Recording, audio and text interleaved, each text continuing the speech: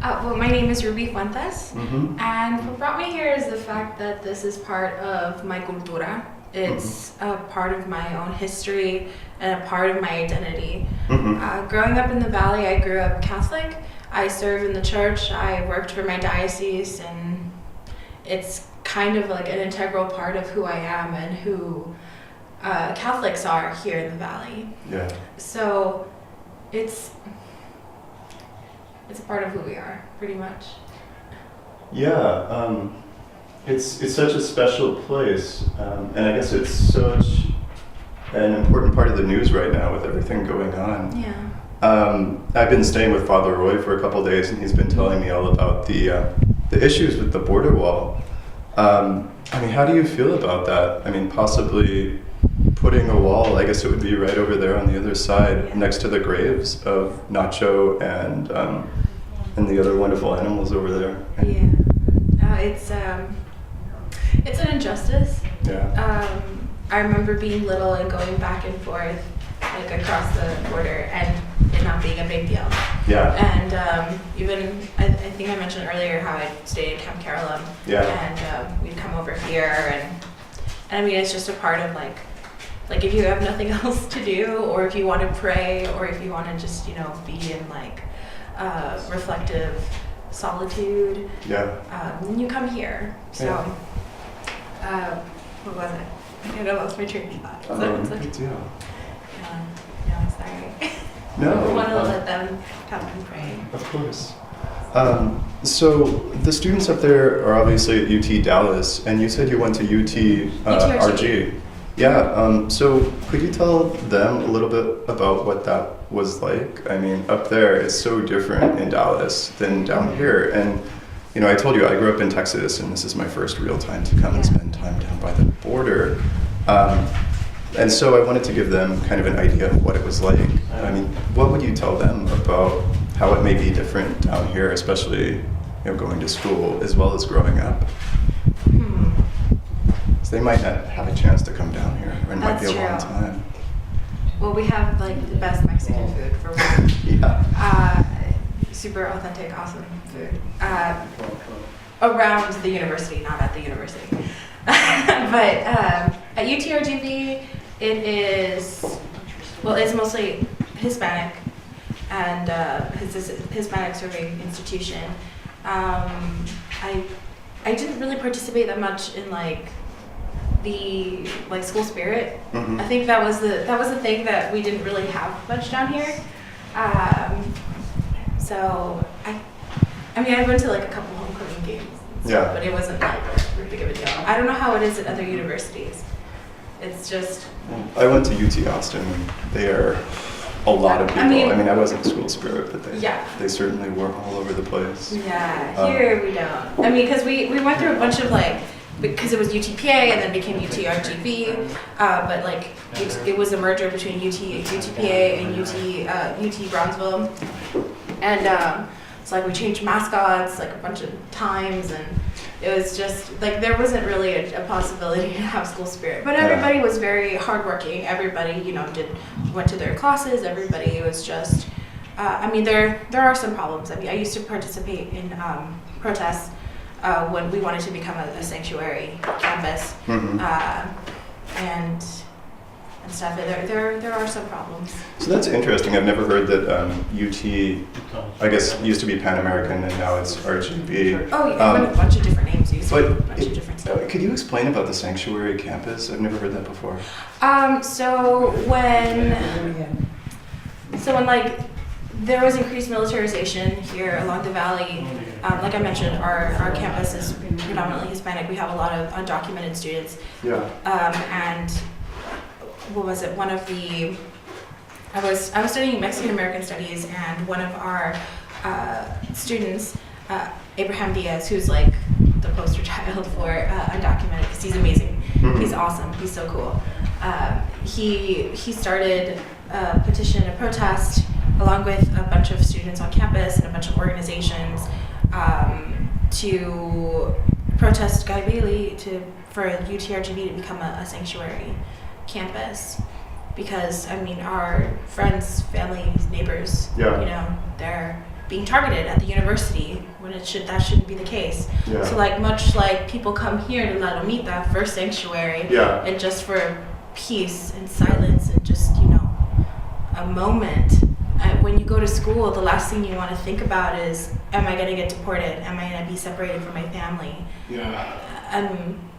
So that's what a majority of the students, well, I don't want to say majority of the students, some of the students, myself included, we marched up to Guy Bailey. He wasn't there, the president of UTRGV, but you know, Abraham, he led everybody. This brilliant, undocumented, super funny guy who loves Whataburger. He's awesome. He's super great. Yeah, it's just, I mean, the Valley has its problems because of people not letting us be. Yeah. I think. Yeah, I mean, that's such an interesting story. You were telling about the march on campus. A lot of people forget that it affects so many people, especially young people. I mean, all of the rhetoric that's going on about some of the things that people are saying, some of the things that Trump is saying, how does that make you feel? Because I mean, this is talking about, I mean, I've been walking here and I feel completely safe. Everyone is wonderful and open-hearted. Yeah. And I noticed you walking down and I was like, oh, that looks like fun. yeah, it's great. Just like hiking up and down, like I need to do that more often. Yeah. And that's what I've kind of been thinking about actually, you know, because they're gonna cut off the access to the National Butterfly Center, Yeah. Benson State Park. I mean, it's a shame. Because, okay, like I mentioned earlier, growing up in the Valley and how we kind of didn't really have school spirit, Yeah. a narrative growing up here is there's really not much to do around here. Yeah. And there's been a lot of growth in the past few years. Mhm. So I think a majority of us, young folks at least, are like taking advantage of the beauty that the Valley has, Yeah. the sights and the sounds and the people. Yeah. So I've been very blessed to work with the diocese and to kind of go up and down the Valley and see the different like cultures within each like county. Yeah. And so because it's 4 counties, and like from Brownsville to Roma. Yeah. The Valley, it's huge. I haven't been to Roma yet, but I've been wanting to, and I hear that, you know, it's undisturbed, so you can kind of just like go back and forth, and so I want to check that out. But yeah, like a part of changing that narrative is really going to all the different wildlife. Well, there's a wildlife refuge, all the nature centers and stuff, and really seeing the beauty that is the Valley. Yeah. It's really interesting, the location. Like where the Oblate priests would come over here and they brought church here. I mean, it's the river. A lot of people think it's what separates us, but I think it's what binds us. I mean, when you start a civilization, you look for a body of water. Yeah. So, I mean, this is what brings us together. I mean, I remember going back and forth to like Reynosa or to Matamoros. I don't even remember what Matamoros looks like. What was it? A few months ago, I went to Reynosa after not being there for like 8 years.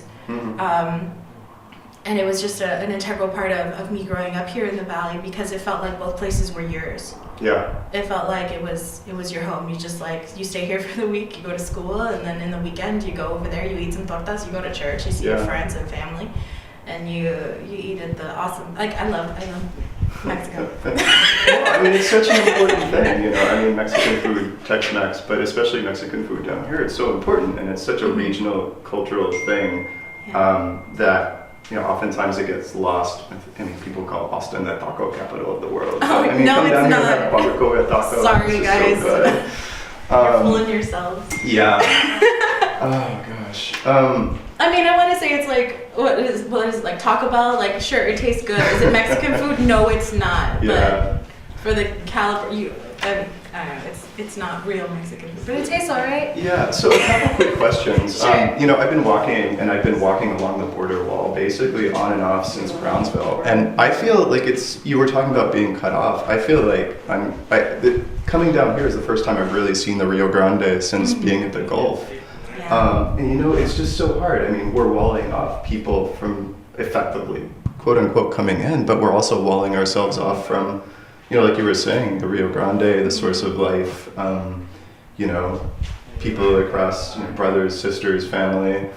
I mean, how does that make you feel? Because I mean, I come down here and it's so painful to be walled off from the river when I'm walking down the road. I can see a wall, but I can't see the river. It feels like something's being stolen from you and you can't do anything about it. Yeah, that's such a great way to put it. And I think that's really important to consider. And I hope the students in this class and everyone else consider that. Because they're talking about things like space and place. Yeah. You know, space being space. I mean, for instance, like surveying space by the government for the wall versus place, you know, what it feels like to be somewhere and why it's a home and kind of that emotional aspect of it and how that separates the two. And, you know. Like, picture your house. Yeah. Okay? And you have your TV, you have your couch, you have your respective rooms with your brothers and your sisters and your mom. Picture your home, right? Yeah. Okay. And your backyard. At least for me, my backyard looks like a bunch of aloe vera plants, bougainvilleas, and a carne asada like pit in the backyard. Yeah. That's what it looks like for me. That's my house. So imagine somebody who says they have the authority to take things away comes into your home and starts taking bits and pieces away. Yeah. So like they'll take away your livelihood, take away your couch. Mm-hmm. Where are you gonna sit? You're gonna sit on the floor. Yeah. Or they'll take away your stove. Where are you gonna cook? Yeah. You're not gonna. So it feels like you have had your place of sanctuary. You've had the place where you can rest, a place where you can eat, where you can convivir, like you can be in community with your friends and your family. Because I mean, living in the valley, you have carne asadas like every weekend. Yeah. Like every excuse to have a carne asada, we'll do it. Baptisms, quinceañeras, like oh, if somebody got a job, like we'll have barbecues. Yeah. So like for somebody, it feels like somebody's coming in and somebody's taking away everything that you love. Everything that makes you, and everything that has been a part of your life since you were a kid. So that's what it feels like. I mean, and it didn't start with this border wall. It just started with cartel, and it started with drug violence and corruption. Yeah. So, like I mentioned, I hadn't been in Reynosa in like 7-8 years, and the only reason I went over there was because my dad and I were sick and we needed some cheap medicine, which we also can't find here. Yeah. Trust me. So we have a lot of medical tourism. Yeah. You know, a lot of winter Texans, they come over for like to Progreso and stuff like that, and I mean that's great. We love our winter Texans, but like it's like I think it's a shame that we have Americans that come south of the border for things that are necessary for the livelihood of people. Yeah. You know, so we're talking about exploitation, we're talking about, you know, taking advantage of other people, and I'm not trying to put people who come over here or to like Progreso Reynosa, south of the border, like in a bad light. It's just, you know, that's the reality of most Americans, like insurance, like going to the hospital, like all that stuff is so expensive. For us here in the valley, it's not that big of a deal. We can just cross the border because it's part of our home. So I mean, it just and we kind of don't really think twice about it, but at the same, because it's just been so easy and commonplace. Yeah. And also like whatchamacallit, it's just really difficult for us who live here, who are Americans, or just anybody really, and can't afford insurance, can't afford another meal, can't afford a bunch of things for, you know, for us to flourish as a society. So I feel like we're kind of forgotten, and the only reason why we're talked about right now is because, you know, oh, the border's going to be taken away. But I mean, they don't talk about the people; they just talk about the fence. Yeah, I mean that's one of the reasons why I'm down here doing this and why I'm walking along the border is because, you know, I see people. You know, I saw some people from the Texas Tribune yesterday, and then La Estrella in Los Angeles the day before, and it's just in and out. And so, you know, that's why I love being able to talk to you. I'm so glad I met you when I walked down here. It's because it's people, you know. I mean, it's people and it's stories, and people. So weird. I had like an inkling to come over here, and I hadn't been here in a while. So See, things happen. So God brought us together. Yeah. So I guess I have a couple more questions. I know there's people coming in and out. I'm sure people want to pray, and I don't want to monopolize this. But I mentioned earlier the students were talking about kind of the Catholic Church is transcending nationality and transcending boundaries. And I was wondering if you could just talk for just a minute or two about how. Yeah, the Baptist Church as well. I've seen a number of Baptist churches, but especially the Catholic Church in this area, how it kind of does transcend all of these things that we keep getting mired in, and everybody, identifies the differences, whereas the church kind of, especially in this area, it transcends those things. I keep coming back to that word. Yeah. I knew I was Catholic before I was American, before I was Mexican. See, that's a perfect way of putting it. Yeah, I'm first generation American, daughter of immigrants. Both my parents are from Mexico. My mom's from Guanajuato and my dad's from Reynosa. And the first thing I remember doing growing up is praying Padre Nuestro, Hail Mary, in Spanish. And it wasn't until later on that I started to realize, okay, yeah, I'm American. And then it wasn't later on I realized, hey, wait, I'm Mexican. It didn't dawn on me that Americans don't really, when I was little, shouldn't speak Spanish. Yeah. So Spanish was my first language. It wasn't when I went into elementary.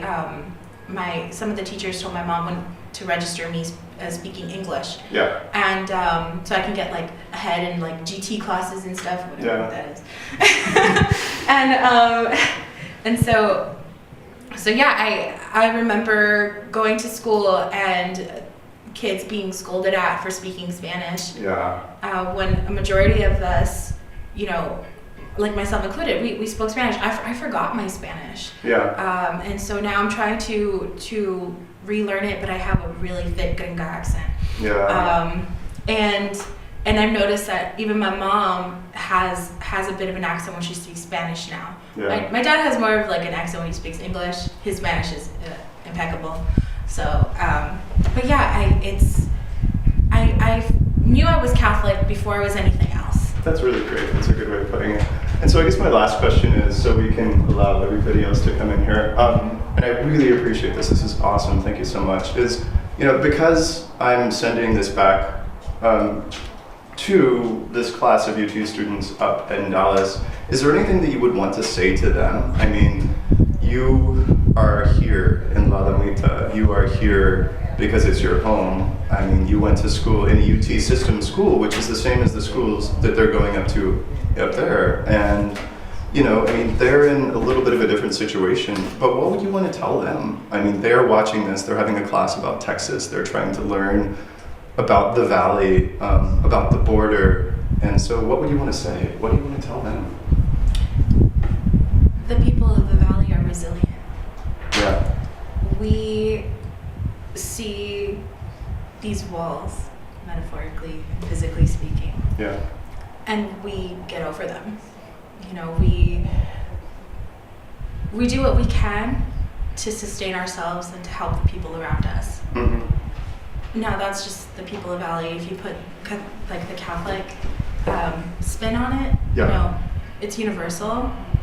We help people because that's who we are. Yeah. Not because they're Catholic or because they think of other things or because they believe in other faiths. Yeah. We're unconditional. I see Sister Norma, and I've been in the respite center, and I was there with kids, and I saw unification of a father and a son from Honduras who were separated for a couple months, and just to play ball with him and a puppy and stuff, and in Sister Norma's backyard, and seeing them together for being away from each other for so long there are no words. Yeah, some things you can't describe, and I mean that sounds like it's one of them. And here, the people of the Valley, they're not just from the Valley. I mean, I'm a daughter of immigrants. Yeah. We're from all over, and we've had the opportunity to flourish and to be a community and to know what it's like to take care of other people. Yeah. We've done it for so long, and for all of a sudden to kind of the rug being taken out from underneath us. Yeah. It's shaken up everything. It's made us question who we are and why are we allowing others to take away our identity in our home. Yeah. And but at the same time, that reflects a whole lot on the rest of America. You know, it feels like their home's being taken away, which I empathize with. However, them blocking themselves out and not allowing them to see and to model us, because we have been different types of people come together. Mm-hmm. You know, it's that is a real injustice and that is a real shame. Yeah. I mean, that's such an eloquent way to put it. You have such a way with words. I really respect that. And thank you so much. I mean, I'm so glad that I walked down here and, you know, our paths crossed. And I'm so glad you get to see the treehouse. Yes, I'm telling you, it was God.